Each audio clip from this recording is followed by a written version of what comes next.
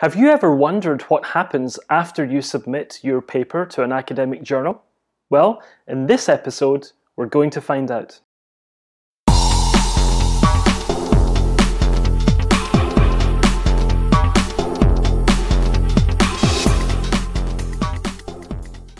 Welcome back to That's Academic. My name is Stephen Thomson. We're bringing you videos, interviews, and hacks for academics, and it's great to have you back with us. Today we're going to be looking at what happens when you're submitting your academic paper to a journal and you have just submitted the paper.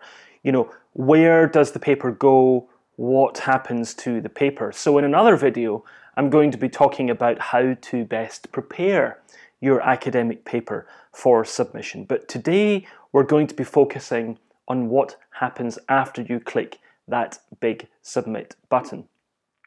Now, beginning with submission itself, there are two main ways in which academic papers these days are submitted to journals.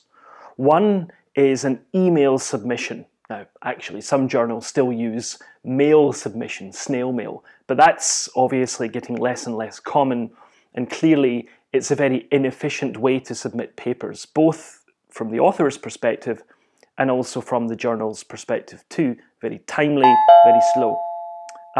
But these days, of course, email submissions are increasingly on the rise. They are the norm for many journals. And for email submissions, some of the steps that I'm going to be walking you through today don't necessarily fully apply, or don't apply with the same degree of regularity. But I'll be coming to that shortly. The other main way in which papers are submitted to academic journals is through one of these standardized submission systems. One of the most common, one of the most popular is ScholarOne's Manuscript Central system.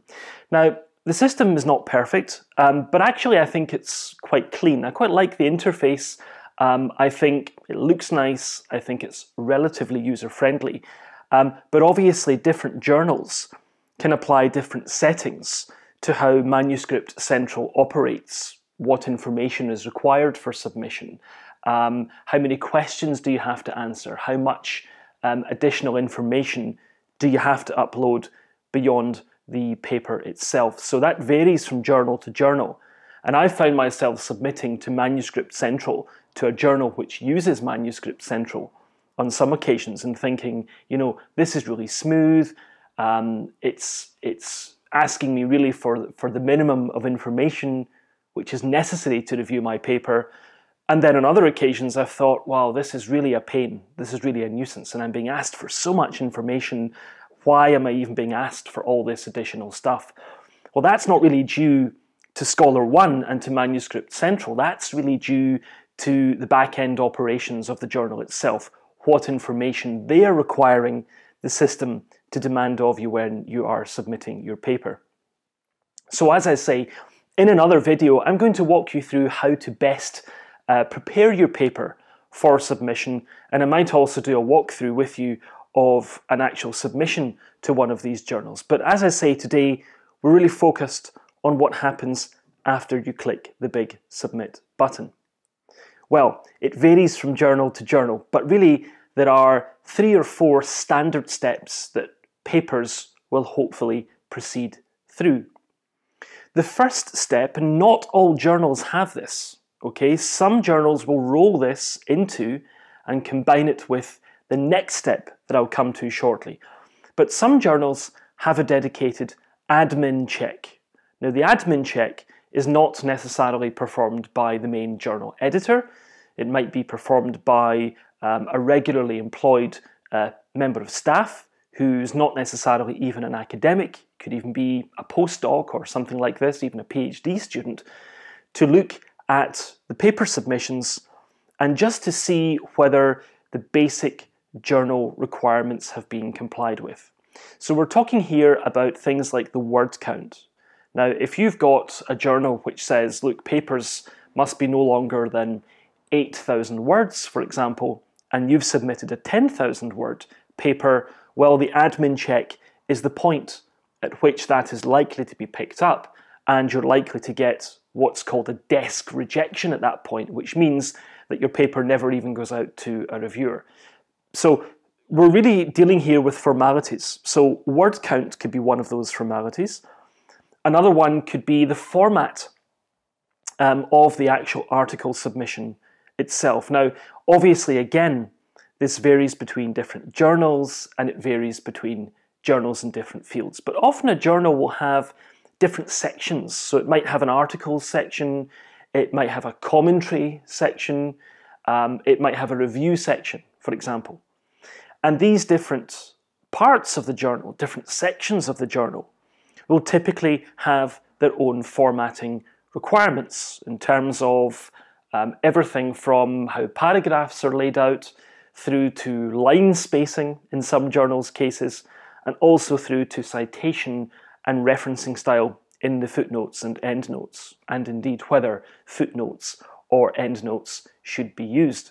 And it's really a pain, of course, having to get your paper into an individual journal's own house style when it comes to referencing and citation formats. But it's just something that has to be done. We've all done it. We've all wasted countless hours of our lives doing it. It's just the way it is. There is no industry standard at this moment in time in terms of standardized formatting styles. So at this admin check stage, all of these things will be looked at. And also there might be the most basic quality control check. So if your paper, is clearly rubbish, if it's just, it doesn't even make sense in English or whichever language you're submitting in, then again, this might be picked up at the admin check stage. So the admin check stage is the first stage that your paper is likely to meet as part of this process. How long does the admin check take? How long is a piece of string? It really depends on the individual journal and their individual submission practices, how efficient they are, how well staffed and well resourced they are, also how attentive they are. So I've seen an admin check coming back on the same day, for example. I've also seen admin checks which take a month, okay? And you might have simply made a basic mistake, forgetting, for example, to put your paper into that particular journal's referencing style. Well, it's annoying, of course, when you wait for a month to find out that that is the case, because that's a month that you've wasted on something which really could have been rectified pretty quickly. So the admin check could take anything from a few hours to a month, or even more in some journals' cases. Now, the next stage in this process, and really all papers are going to face this stage, and the admin check for some journals might be combined with this stage. This is the high-level editorial check. So this is where either the main journal editor, the editor-in-chief, or another member of the editorial board, who is assigned principal editorial tasks, will look at your paper submission. And this time, the check is a bit more substantive in nature. So there's going to be a basic quality control which takes place at this point. Now, obviously different journals have their own specialisms, and the editor is likely to have some degree of familiarity with the subject matter of your paper. Might not be as much of an expert in the exact topic as you, but hopefully can look at the paper and say, okay, this is broadly in line with what we might expect in this field, or this is relevant. Now, what is the editor looking for at this point, at the editorial checkpoint? Again, basic quality control. Again, if the paper is very poor in terms of quality and standards, you might simply be rejected at this point. That is also called a desk rejection, which means your paper never even gets sent out to reviewers. Okay? But the editor is also looking for other things at this point. So for example, how relevant is your paper? How timely is your paper? Your paper might actually be quite decent in terms of quality control, basic quality control. But if this is a topic which really was dealt with 5 years ago, 10 years ago, and you're just covering the same old ground again, the editor might look at this paper and say, well, why should we publish this now? because what is it really adding to the literature at this particular moment in time? Similarly, if the journal has recently published or accepted for publication another paper in the particular field or topic that you're writing about, and the papers are regarded as too similar or covering ground that's too similar, that's another basis upon which you might get a desk rejection at this stage. So if you do get rejected at this stage, and we've all been there, it doesn't necessarily mean that your paper is bad. Okay, and another time I'm going to talk about how to deal with rejection from journals, because that's again something we've all experienced. You should not be disheartened or despondent if your paper gets rejected. And I know personally speaking, I've had papers which have been rejected, which have gone on to be published in other journals, which are just as, equally as prestigious and as respected. So we'll come on to that another time. It could be if you get a desk rejection at the high-level editorial check stage, that your paper is simply poor quality. But it can also be because the editor does not consider it to be a timely or a relevant submission. It can also be because the editor thinks you're covering ground which was recently covered in that journal. Or, the editor might simply dislike it for other reasons. They shouldn't really reject papers at this stage on the basis of their personal disagreement with your argument if it's properly documented, properly researched, properly referenced. But this also does happen too from time to time. So all papers are going to meet this stage. This is the high level editorial check. Now, if you are rejected at this stage, if you do get that desk rejection, I'm sorry to say that's the end of the line for you with this particular submission.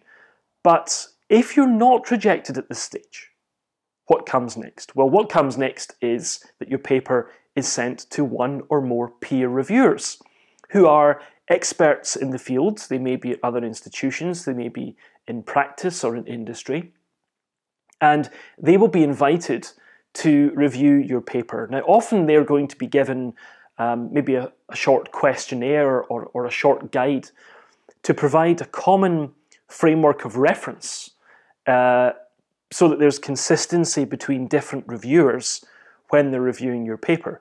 Now, I have reviewed countless papers for a whole variety of journals in a number of different countries. And another time I'll speak to you about peer review from the reviewer's perspective, what we're looking for, particular experiences that I've had as a peer reviewer, and so on and so forth. Again, how many reviewers there are is going to really vary from journal to journal. Some journals might just have one reviewer. I've had a paper which had 4 reviewers appointed. I think 2 is probably more common, at least in my field, but a minimum of 1. I think 4 and above is probably quite unusual. There might be exceptions, of course, in particular disciplines or particular journals. So the editor now has to identify potential reviewers. Now, those might be reviewers who commonly review papers for that journal, or they might be individuals who've not previously reviewed papers for that journal, but who are identified as a particular expert in that particular subject matter. So personally speaking, I've done a whole lot of work on the COVID-19 pandemic and on legal and constitutional and human rights implications of COVID-19 countermeasures and COVID-19 regulations. And I've never received as many peer review requests before in my career as during this pandemic, because I was really quite quick off the mark in terms of publishing my first couple of papers on this subject. And so I was recognized as someone who made an early substantive intervention in this area. And I know that I've received requests for peer review from journals that previously had not approached me because of the contribution I had made to that topic, as well as peer review requests from journals that I had done review work for before. So really the peer reviewers can take many different shapes and forms. So the editor will identify who they would like to be a peer reviewer, and then they will send the invitation to the reviewers who they've identified to review the paper. Now, again, how long does this take? It can take any length of time because the peer review request might be sent out to a reviewer. That reviewer might simply not respond to the request for weeks. They might never respond. And the question is, how long does the editor give the reviewer to respond to the peer review request? That could be a matter of days, it could be a matter of weeks. If that reviewer then does not respond, the editor then has to identify another reviewer and to send the request out to that reviewer. So you can already see how, significant delay can be built into this process, especially if you have more than one reviewer who is being appointed to review the paper. And then once a reviewer accepts the review invitation, they could be given a certain period of time by the journal to review that paper. Now, probably the shortest period of time I've ever been given by a journal was 1 week. And I said to the journal, well, that's not enough time because I have other commitments. I need at least a couple of weeks to do this. And the journal said, no, we really need it within 1 week. I think that's unusual. In my experience, usually you would be given anything between maybe about 2 or 3 weeks up to 6 to 8 weeks to submit your review of a paper. Now, 6 to 8 weeks is a really long time from the author's perspective, and it is a long time, especially if you end up getting rejected and you've wasted, quote unquote, all this time waiting for that rejection to come through. But of course, from the reviewer's perspective, we have so many other demands on our time. We have our own research commitments, our own teaching commitments, our own leadership and service and administrative commitments. And also we might be reviewing multiple papers at once, which personally speaking is often the case. At any given time, I'm often reviewing at least a couple of papers. So, resources are stretched really for everyone. So it is a nuisance, it's annoying, but try to be patient as an author and try to understand that there might be legitimate reasons why there is so much delay at the journal end. There are also sometimes illegitimate reasons, but there can be perfectly legitimate resource reasons too. So this process can take quite a long time. It might be months between submitting your paper and getting your review comments back. Now, that's the peer review stage. And really, how long is a piece of string is really the way to think about how long that can take. In addition to that, let's say that a particular reviewer is given 6 weeks. Well, the reviewer might not submit their review on time for good reasons or for bad reasons. And now the editor has to start chasing that reviewer up. So that can build more delay into this. Now, when the editor finally receives all the reviews back from the various peer reviewers, then we get to the decision stage. And again, provided that your paper went out to review, all papers are going to come to this decision stage. So now it goes back to the editor. And the editor now has your paper, and he or she also has the peer review reports, which have been submitted by however many reviewers have reviewed your submission. And they're going to use a combination of their own judgment and the peer review reports to decide what decision to apply to your paper. Now, there can be 4 different outcomes. I'm not saying there have never been other bespoke outcomes, but typically there are 4 possible decisions which the editor can make at this point. The first decision is outright acceptance. Now, if your paper is accepted in this way, congratulations, that's absolutely wonderful news. How often does that happen? I don't have the data, obviously, but it's definitely less than half the time. It might even be less than 25% of the time, okay? Because more common than outright acceptance at this point is conditional acceptance. Now, conditional acceptance is basically where the journal is saying to you, look, your paper's good, we like your paper, and we want to publish your paper, but the reviewers have identified a couple of issues which they think should be addressed. So the journal is then saying to you, look, provided you address these issues, and they'll tend not to be too major, then we will publish your paper, okay?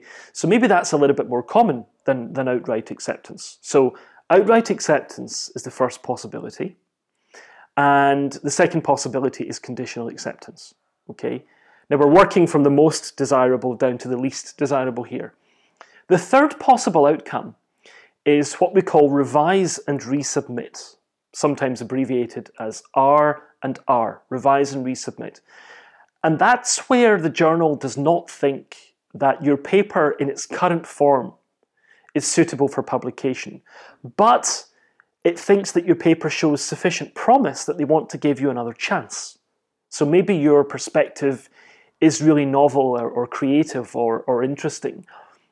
Maybe you're bringing a really original dimension. Maybe they think your writing is really good, but you've missed a kind of really important point. With revise and resubmit, basically your paper is given back to you along with the review comments, and you're invited to go away and resubmit your paper again. Now, if that happens, then when you resubmit your paper, usually your paper would go back to the reviewers for further review. So now we're building a lot of time into the process, okay? Sometimes it might simply go back to the editor, but I think if it's a revise and resubmit, which is more of a major revision, then really it's more likely to go back to the reviewers for a kind of second opinion, okay? So we have outright acceptance, we have conditional acceptance, we have revise and resubmit, and then we have the least desirable, which is an outright rejection. And that will usually be where the peer review reports are pretty bad. Although I've seen situations where I've received an outright rejection at this stage based on very dodgy and dubious peer review reports. So really, you know, reviewers are human. Sometimes the reviews are fair and sometimes the reviews are unfair. So, you know, you have different experiences with different journals, and it's also a little bit of a lottery in terms of who your paper is sent out to in terms of peer reviewers, okay? So if your paper is accepted, I mean, that's basically the end of the process. Then you would move into the proofs stage and so on, and again, we can talk about that another time. If you have a conditional acceptance, then, you know, if we conceive of this as a kind of flow chart or like a workflow process, once you submit the minor revision, your paper is likely simply to go back to the editor at that point because of the minor nature of the revisions which have been recommended. They may go back to the peer reviewers, but I think for minor revisions, that's less likely, okay? If it's a revise and resubmit or a major revision, I think it is more likely to go back to the peer reviewers for further comment, although again, some journals might simply deal with that at the main editorial level. And obviously, if it's an outright rejection, then, you know, it's good night Vienna, it's the end of the process, and your paper is going no further. Now, what I would like to show you, and I'm going to bring this up on the screen for you, is a screen grab of a paper submission of my own, which is relatively recent. Now, I've blanked off the journal name, obviously, and I've also taken out my paper name and other identifying details because obviously, you know, I don't have the journal's permission to be sharing information. So I've removed all identifying information here, either about which paper this is or which journal we're dealing with. But this, you can see, is the ScholarOne Manuscript Central interface. Now, what we have here is a paper that I had submitted, and the paper had successfully got past the admin check. How long did that take? I think it took a while. It took at least 2 to 3 weeks, I think, for this journal. Then we had the editorial check, and I think that was a bit quicker than the admin check, and then it went out to reviewers. Now, I waited for about, I think, 3 to 4 months for that to come back. I was almost at the stage of emailing the journal to politely ask, you know, what progress was being made. And I was starting to wonder, really, you know, where this paper had gone, what was the fate of this paper, but then I got this response, which was basically a conditional acceptance. So the peer review reports came back. There were 2 peer review reports, and they were both positive. There were some, to be honest, pretty minor recommendations that these particular reviewers had in relation to this paper. And so the editor said, look, we think your paper is good, we like your paper, we want to publish it, but we would like you to address these pretty minor points that it was actually only one of the reviewers who recommended that these minor revisions are implemented. The other reviewer recommended outright acceptance. So, you know, the exact nomenclature for each journal varies, but this gives you an idea of what the interface kind of looks like. You can see I'm here on ScholarOne's Manuscript Central. You can see I've got the author. I'm in the author mode. If I was a reviewer, then the review button would be in blue. And here we have manuscripts with decisions. Now, clearly this looks different if you've been rejected, but we can see here that a minor revision has been recommended on the 5th of August. So this is a paper which was submitted on the 26th of April, you can see, and then it was decisioned on the 5th of August. Okay, well, you can calculate from that how long this took. I think my previous estimations were in the right ballpark. And you can see that here we have the outcome, which is a minor revision as recommended on the 5th of August. And you can see that they're giving me until the 3rd of November to address those particular revisions. So September, October, November, we're talking about 3 months, which actually is quite a long window within which to give me to address those particular minor revisions, which certainly don't take 3 months. Okay, so you can see that there are a few buttons that I can click on here. I can view my submission. If I want to do that, it will load that up, usually as a PDF. I can view the decision letter, which is simply a copy of the email which was sent to me with the editorial decision. I can contact the journal, so if I want to email them with, you know, a query about my paper or the current status, I can do that. And I can also click here to create a revision, and that's then where I would upload my revised manuscript along with any comments that I might want to append to my resubmission. And again, we can look at that another time. So that is how that interface looks. And I put that there really to give you an idea of what it looks like when you receive that. You can see that again, I've blanked out the title of my paper so that the journal here remains anonymous. The paper title would be here. The paper's unique ID number would be here. And here we have the names of the admin and the general editors. And up here we would have the name of the journal itself. So this is what this particular interface looks like. And this is a paper which got a conditional acceptance with very minor revisions. So that's what it looks like if you get successfully through the peer review process. What I could do as well is actually bring up a window of a rejection, because I've had those too. Every academic, believe me, in every field has had rejections. Even people at the top have had rejections too. And you know, I've even found myself as a reviewer being asked to double-blind review a paper, thinking the paper's not very good, giving, you know, not a very positive review. The journal ends up rejecting that paper, but later on you see that paper appears somewhere else in a different journal, in a less good journal, and I think, wow, I'm a bit shocked that that's who the author was, because that author is someone actually pretty reputable, but even they can produce a bad paper from time to time too. So, and clearly as a reviewer, you never reveal any identities. That would be completely unethical and in violation of the rules too, which apply to peer reviewers. But you know, this is what can happen too. We've all had rejection, and again, I'll deal with that another time. So that really wraps up what I would like to say in this video. As I've said a few times during this video, there are a couple of other aspects here that I will speak about in other videos, like the peer review process from the perspective of the reviewer. I'll give you a video on that. Tips on, you know, how best to prepare your paper for submission. So before you come to the stage of clicking that big submit button, I'll give you a video on that too. So there's a lot to cover here. I hope that gives you a useful insight on what goes on at the journal and the reviewer end after you click the big red submit button. So if you're submitting your paper soon, I wish you the best of luck. Try and be patient. I know it's really annoying and I know it's really frustrating, but just stick with it, be patient. If you've not heard back at all after a few months, I don't think there's any harm in politely sending an email to the journal, just asking for an update. Don't be pushy, okay? Don't be complaining or anything like this. Be positive, be polite, and make sure that you don't do this, too early in the process. If you, contact a journal after 1 week and say, where's my paper? What's the decision? Why have I heard nothing back?